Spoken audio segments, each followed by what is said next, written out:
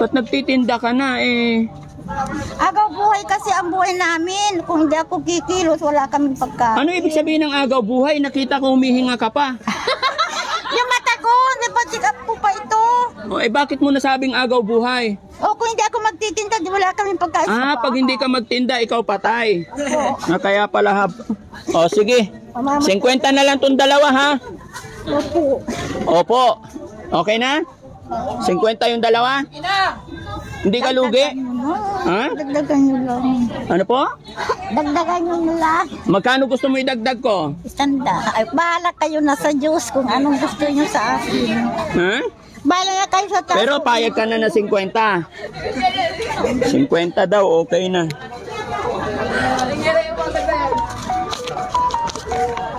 Oh, Nay. Oh, 50 yung dalawa. Okay na, Nay.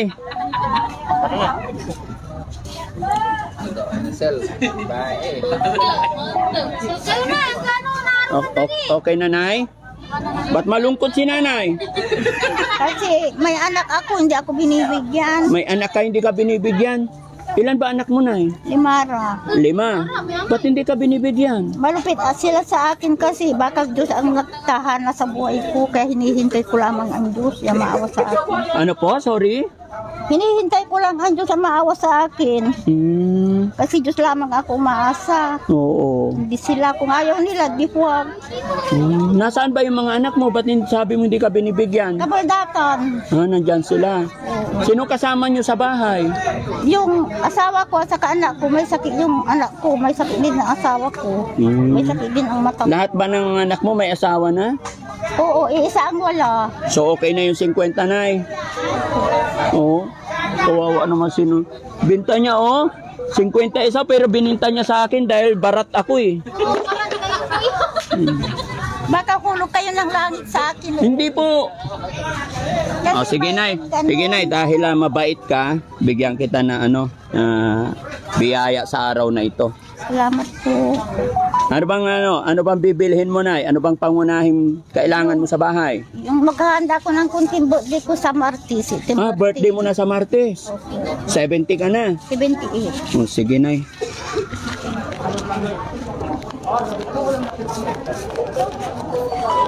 Nay, dahil binigay mo sa akin sa halagang 50, may kapalit yan.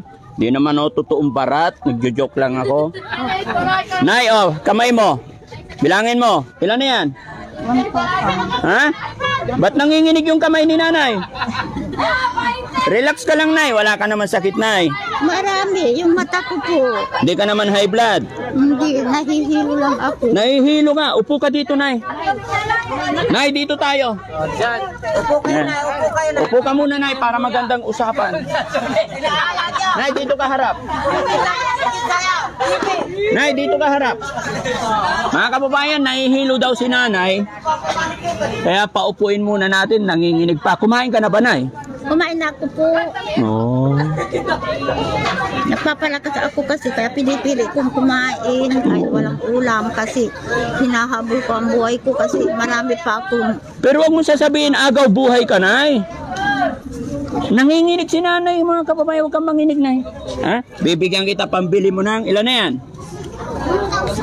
Bakit nanginginig ka, Nay? Okay. Ayan. 2,000. 3,000. 4,000. Pati ako nanginginig, Nay eh. salamat sa inyo lahat ata. Kayo ang hulog sa langit sa akin. Maraming salamat po. Darating po ang biyaya sana sa inyo yan. Makakatulong kayo sa katulad kong mahirap. Awin na kami na awin ng asawa ko kasi Bakit kayo nag-aaway? siya ako ang nagtitinda po. Tapos, Siya nasa bahay. siya ang nasa bahay. Opo. Araw-araw ka ba nagtitinda, Nay? Doon sa Kalasyaw, nagtinda ako ng noong, ano bang araw na yun, nagbili ako ng 3 kilong bigas namin. Hindi na kami nakabili ng ulam, ganun. Walang ulam. Wala. Umaabot ka pa ng Kalasyaw, Nay, malayo yun. Opo, nandun kami sa sa Orbistondo sana ako pupunta. Magpapacheck up pa ako sa radio doon sa mata ko. Oo. Kasi, Ayan, Nay, tamang-tama, may 5,000 ka na. salamat po Oo, walang ano man.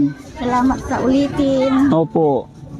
Kasi hindi ko akalain na ako ang madadaanan mo dito. Napansin lang kita, Nay. Tinda mo bangko, medyo mabigat. Sa edad mong yan, dapat nasa bahay ka na. Opo. No? Opo. Hindi ba pwedeng sa bahay ka na lang, magpahinga na lang? Hindi pwede po. Bakit? Siyempre bilang tao, nakakaya naman kung mga kapitbahay mo, sinasaktan nila ang puso mo, mabuti sila, hindi ka imbitaan dahil walang-wala ka. Masakit ang puso mo bilang tao ka. Kaya yun ang nararanasan ko. Ano pang magagawa ko kung ganyan ang tulad ng naganap kay yung kuwan na sa Rilura, tapos yung naganap sa Diyos, yun ang nasa taas ang palaging iniisip ko. Kung ganito naman, nasa taas naman ako kako. Kaya mananalig lamang ako sa taas kung anong pangyayarin mo, tatanggapin ko kako. Pinangyari kayo ng Diyos, salamat! Salamat ulitin. Kasi hindi pa ako nakipagdasal sa Santo Niño, Arame Santos ko, ang pangit-pangit nyo. Maganda kayo naman, sabi ko kasi parang mabuti tayo, maganda tayo kako. Hindi ko manda ako, makabila ako ng damit. Makabili ka damit. Oo, makabila ako ng pagkain namin. Salamat po. Happy ka na dyan. Opo. Pag nag-birthday yung kapitbahay mo, hindi ka iniimbita? Hindi. Ba't ganon? Ayaw nila ako kasi mahirap ang buhay ko siguro. Ayaw nila kasi mahirap. Sino ba iniimbita nila? Yung mga kaibigan nila may kaya sa buhay, yung mga kaibigan nila. Pero sabi ko, naganap lang naganap kasi si Isu Cristo rin. Hinihintay ka ng mama mo, sabi niya, hindi ko sila mamakan niya. Kaya okay lang sa akin yun. Ayro. Yung mga anak mo naman, ano masasabi mo sa kanila? Pinapabayaan ko na sila. Bakit? Nasa edad na sila. Kung mahalin nila ako, mahalin nila ako. Kung ayaw nila, nasa Diyos ako. Bahala na ang Diyos sa Bakit akin. ganon? Bakit ganon ka magsalita? May tampo ka ba, Nay, sa iyong mga anak? Hindi naman masyado kasi anak ko sila. Pero ang ibinigay kong pagkain, ang labada ko, ang pinag-aral ko ng accountancy, nakapag-asawa, nakakuha ng ginto. Pero wag nila akong hamunin kasi ginto rin ang buhay ko. Mahirap man akong ginto ang puso ko. Hindi ako matatalo. Pinag-aral mo yung anak mo nakapagtapos na accountancy. O ngayon, ano nangyari, Nay? Hindi ako binibigyan. Sabi ng asawa ko, punta ka kay Jeffrey. Sabi niya, ayaw ko nang masaktan kako. Bakit ayaw masaktan? Nasaktan ka ba dati? Magagalitan kanila, mulagatan kanila, kukuliro panda ka. Ano yung mulagatan? Ganun. Tapos, kipit-kipit yung mata nila, yung kuliro. Ginaganon ka ng anak mo? Paano magmulagat? Ganun. Nag-usilan daw kayo, ganun. Hindi, sabi ko. Kung nag-usilan kami, din nasabi namin, Anggit, wala naman kayong katibayan na. O sige, lalakarin ko yung makabito ka. Ako pa. Makakatakbo ka pa ba, Nay? Opo. Malakas pa. Nakakaawa naman mga kababayan yung mga ganitong lola, no?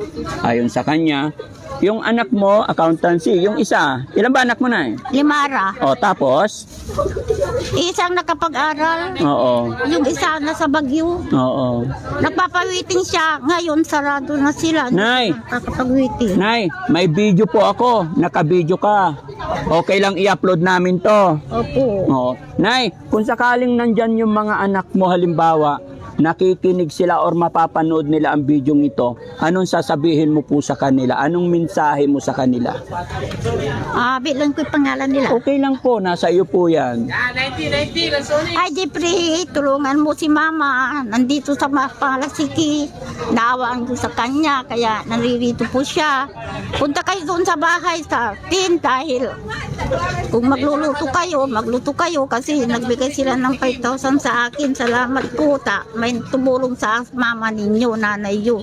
Salamat sa pagpapalaki ko sa iyo. hindi ako nagtatampo sa iyo anak kasi nung nakasakit ka, kailangan mo ako, hindi kita napuntaan. Kaya okay lang sa akin yun anak. Huwag mo akong sisihin kung nangyari sa buhay, kung ganito mahirap ang buhay ni mama mo. Dahil may lupa na naman doon sa Ulistundo, ya, inasikaso ko doon. Kaya idasal mo sa Diyos mga anak niya, gagaling pa ang mama, parang marami pa akong magagawa. Salamat.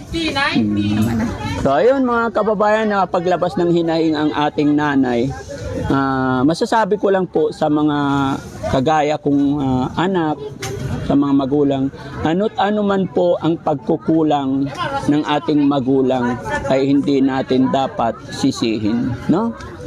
Di ba, Nay?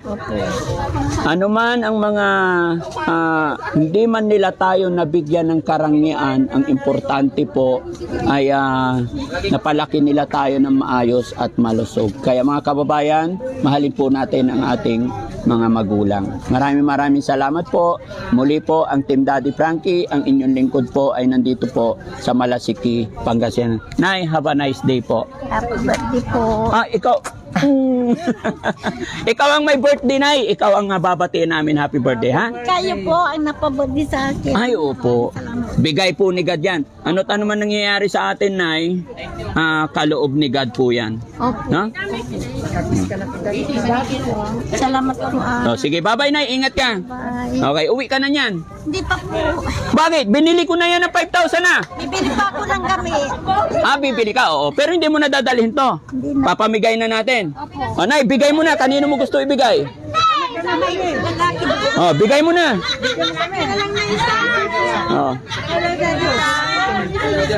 Ha? Lagi na po isa. Sige, nakikita ka lang sa TV. TV. Sige po. Marami kinapatulungan. Ay, salamat po. Taga saan po kayo, Nay? Sa church, nagkisa ako doon. Sige. Hello po. Sige po. Kumusta po kayo? Hello po. Dahil kayo natutulungan. Ay, salamat po. Gabay ng Panginoon. Sa awa ng Panginoon. Pag-pray natin, maging malakas ang buhay na ibiyayaan tayong lahat. Para mas marami. Hello po. Nakita kita sa personal. Po? Nakita kita sa personal. Ay, salamat din. Nakikita kita kahit sa bundok. Ano po? Nakikita mo nagpupunta sa bundok. Yung matatang lang tinutulungan niya. Ay, opo. Isa rin anak rin. Isa ang anak niyo po. Sige po. Saan kayo papunta ngayon? Parlo po. Sige. Nag-ano ko sa simbahan. Ngayon nakita ko si brother ko. Sabi ko, tuwang-tuwa ako. Kasi kahit bundok, lalayo pinupunta yung tinutulong mo. Naiyak si nanay mga kababayan. Maraming salamat po sa iyo. Gabayan ka ng Panginoon. Mag-iingat po kayo parati. Ano? Opo. Saan ang bahay niyo ulit? Sa Gilig po dito sa Gilig. Malasiki. Opo. Ilang taon na po kayo? 71 na po. Pangalan? Sa April 7, 71. 70 lang ito. Laban lang. Kumusta mga anak niyo po? Isa lang anak ko. Asawa? Wala na, balo na. Balo na. Paano kayo nabubuhay? Source of income? Nagbibigay ang anak ko tapos may halaboy ako ng parlor. Ay pag walang magbagoy. May parlor ka? Opo. Sa to. Kaya pala. Sige na, ina. Nakikita kita na talaga sa kaya natulungan ako na tinutulungan yung matatanda. Sige po, Nay. Salamat po. Nakikita kita talaga sa